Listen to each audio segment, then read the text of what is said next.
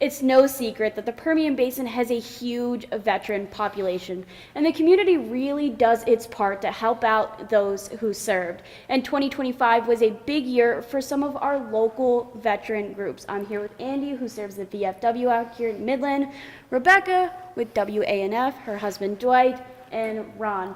Tell me, where... With Project 214. Okay, Project 214. I should have asked that beforehand, but I didn't. So now, before we get into how the community can help you guys going into 2026, because this is New Year's Eve, let's take a reflect back at 2025. How good was this year for you guys and serving our local veterans?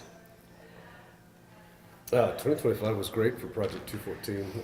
We had our third annual Clay Shoot fundraiser over at Jake's Clays in November, and again, the community showing up, it's an honor the way they support us. It's probably accounts for 60% of our revenue, and we also, even more importantly, we pick up a lot of new members that we can take out on trips at the event as well.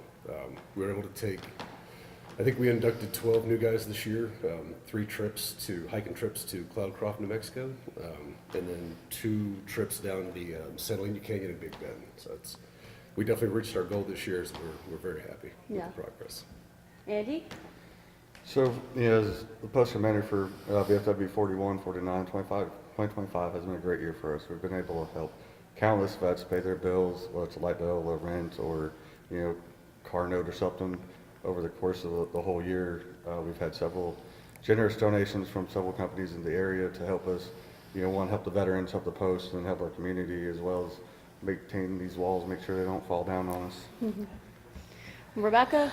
Our second year in, what do you call it? In existence, I guess. We've had 2 more successful retreats. We've been able to have nine new ladies this year, and a lot of returnees to help build our community.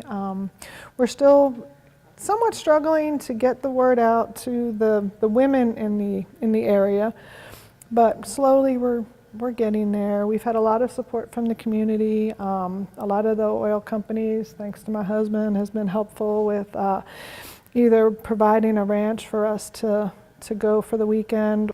Dwight, anything to add about this year for you guys? It's just been pretty neat to see how this has transpired, going from her being upset at me going on Project 214 trips to you're going again, I want to go, you're going again, to finally creating this for WANF so that she gets to do it her way, and then the impact that we get to see of all the females in the area has been really good. Sounds like you guys had an incredible year so far.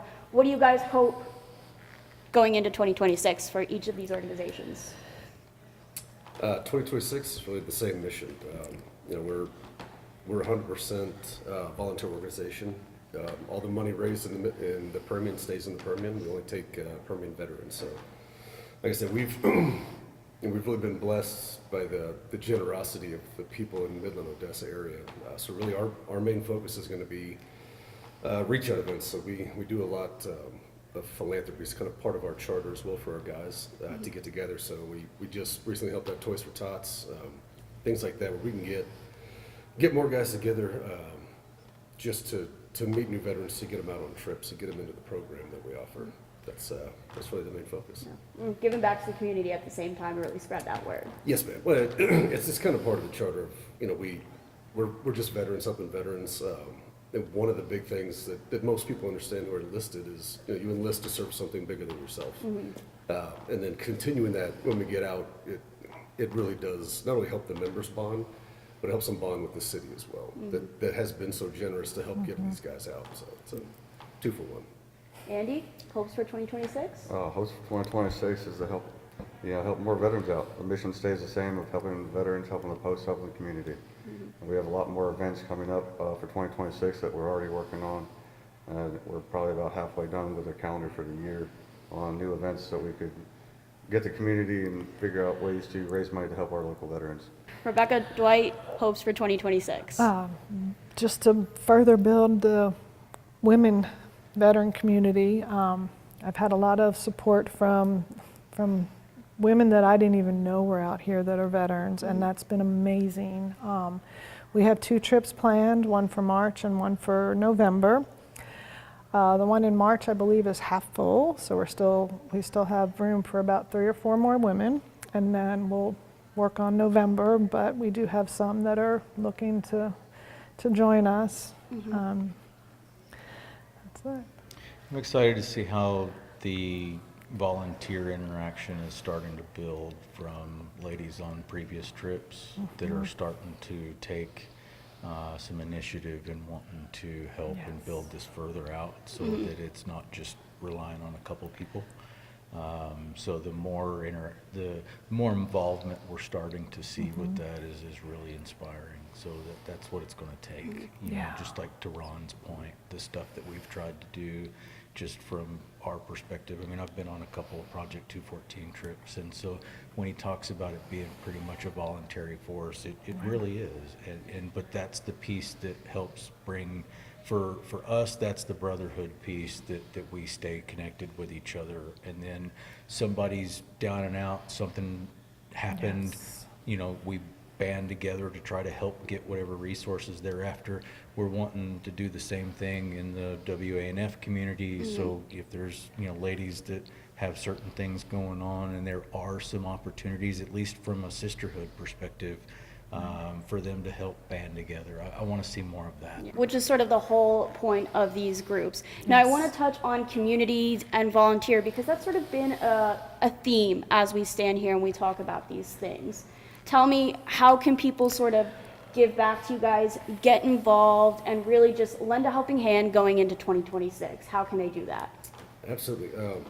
So one of the benefits of being all volunteer organization is our overhead is very minimal. So we have an annual goal of bringing 35 to 40 new veterans into the group a year. That's a set amount that we need. We're fortunate between our clay shoot and our golf tournament that we host at Ratliff in April, that really covers that basis. So the big thing for us really is getting the trips we need. So we'll be taking hiking trips to Cloudcroft, New Mexico. We'll do kayaking trips down the Devil's River, Big Bend Canyons, things like that. So just being more present in the community so the guys know that what we're doing is for real. It's a place that they can come, be themselves. We hold organizations throughout the year with where we include our families as well, just to help build that community. But also any other philanthropy groups we can get get in with. We absolutely love doing that. Okay. Andy? So, you know, here at the VFW, obviously, you know, we're all veteran. Well, most of us are veterans, but it's all volunteer. You know, as far as doing events to get the community in here, we do a touch a truck like twice a year. So that's coming up in March. I don't remember the exact date on it, but that event is just to bring the community, be like, hey, we're here. You know, if you guys need something, you know, it doesn't raise a ton of money, but last year we had over 700 people come look at some oil field equipment that we had set out in the parking lot. It was a really good turnout, and it brought in a lot of new members that didn't realize that we were even here. So just continue to focus on, you know, getting volunteers to help out in events. So we do, with all these different events that we do each month, and you know, throughout the year, we always need assistance getting them set up. You know, because we got set the hall for you know, an auxiliary Christmas party like we did a few weeks ago. I had a couple of the post members come up here like, where do you want all this stuff? And they did that. You know, the auxiliary decorated everything, and you know, it was a really good turnout. So we had Santa, which is one of our members up here, you know, handing out toys to kids that come in. So you know, it was a really good time. Yeah. And sometimes that's what it's all about, just really spreading the word. Yes. Rebecca, Dwight? Well, that's part of it. We're slowly growing. I've been brainstorming ways to raise funds because there's so many clay shoots and golf tournaments and stuff like that, and we're trying to do something different. So that's been a challenge. Luckily, like I said, we've been blessed to have people in the community donate the weekend at the ranch, so that's one expense that we don't have to pay for. So our expenses are pretty low. We do have some swag for the ladies that we give them.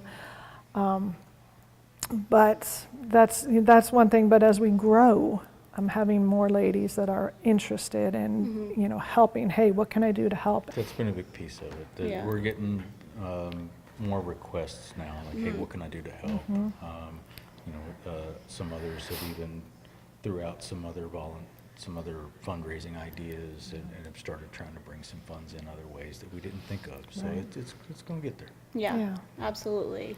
And you guys are still growing. So Yes. this is the perfect time for you at home, if you're watching this, to sort of get involved with all of the groups that I'm standing here with today. I do have one more question. Oh Do my you- God.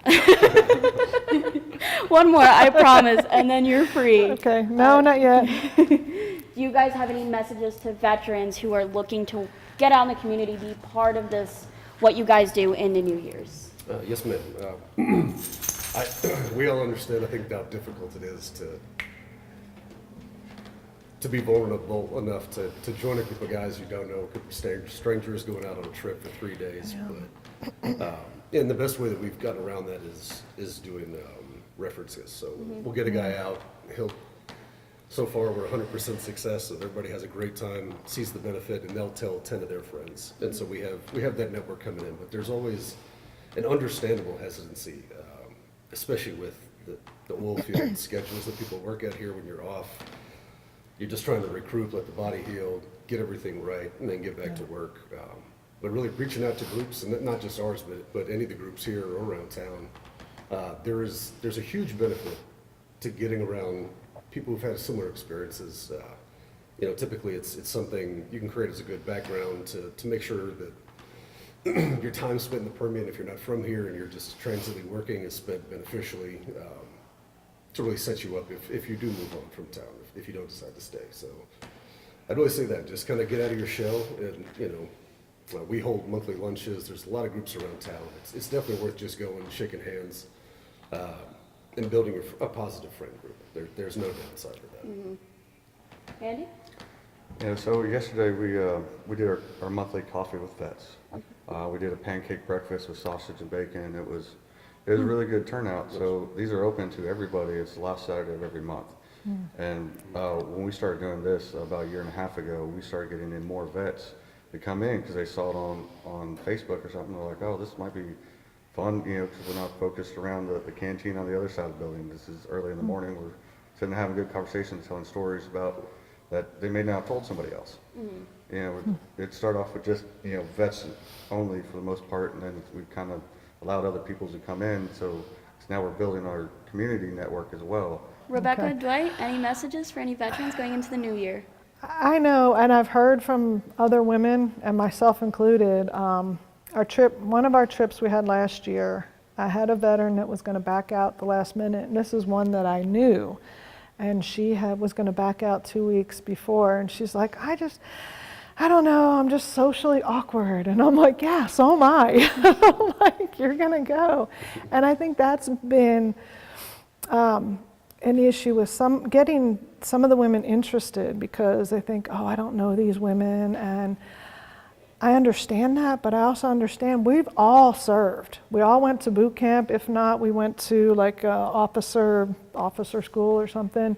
So you didn't go with a group of people that you knew, most likely. You had a buddy program, some of them, but a lot of us went on our own. And this is not like boot camp. It's a lot more laid back.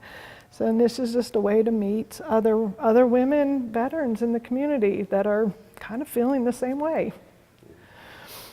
Dwight? It's been really neat to see everybody kind of show up, to Becky's point, a little apprehensive, but then it don't take 10, 20 minutes. What branch were you in? Handshakes, hugs, whatever.